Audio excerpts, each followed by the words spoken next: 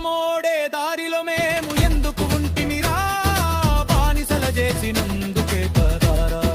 బానిసల రక్త మాంసాలపై రాజ్యం కట్టావయ్యా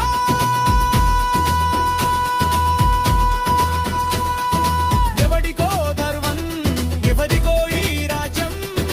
మాకు మాత్రం మిగిలిందే బానిస జీవితం